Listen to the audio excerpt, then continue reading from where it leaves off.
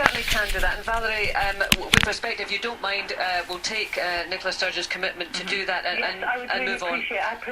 You know, that's why we've been trying for a year to get hold of Nicola to look at it. Okay, because all right. it's important. I will look into. I I'll personally look into all that correspondence you've had with Angela. If I can get your details from the producers of the show, I or somebody will get back to you as soon as possible, and I'm happy to discuss the details of it with you in more depth. Okay, thanks very much, Valerie. Thank you very much for your call. 0500 92 95 00 is the number to speak to Nicola Sturgeon. Just on education, I'm noticing another text coming in saying, really disappointed that the SNP in their manifesto are continuing to do very little for further education.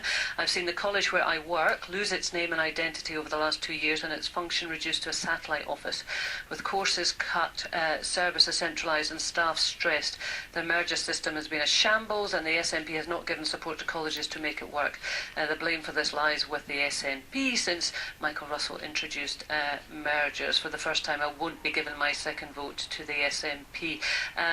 Of course, you spoke there about your commitment to higher education and making it available to Scottish students, but a lot of people would say that further education has suffered.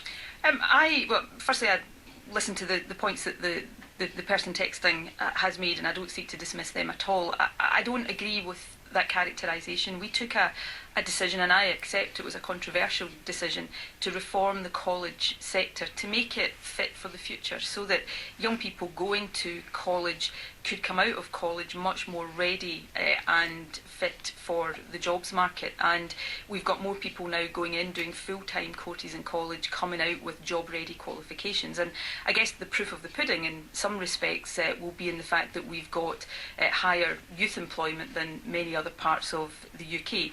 We gave a commitment in 2011 to maintain full-time college places at 116,000. We've actually got 119,000 full-time places in our colleges, and we're making a commitment in this manifesto to maintain places. We've also invested significantly in the college estate. So we're sitting in the city of Glasgow right now, where the new City of Glasgow College is joint campus. One part of that campus on the riverside is already open. The other part of it in the city centre is well on the way to being open. So I recognise that in colleges, as across all of the public sector, the recession, the difficult financial climate has resulted in pressures for people, and I don't for a second seek to dismiss that.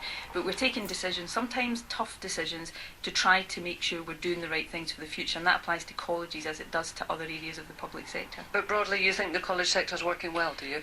I think we've got a college sector now, and again, I'm not trying to dismiss some of the concerns and pressures that staff have, but I think we've got a college sector now that is in good shape and that is preparing young people for the jobs market perhaps better than it has been in the past. Now, we've got work still to do. I absolutely accept that, and I want, as we do that work, to work with those who work in our colleges to do a fantastic job, as do teachers who work in our schools and lecturers who work in our universities. But I do think we're taking the decisions that make that sector up for the challenges of the future. Okay. Martin is in Livingston. Good morning, Martin. Good morning.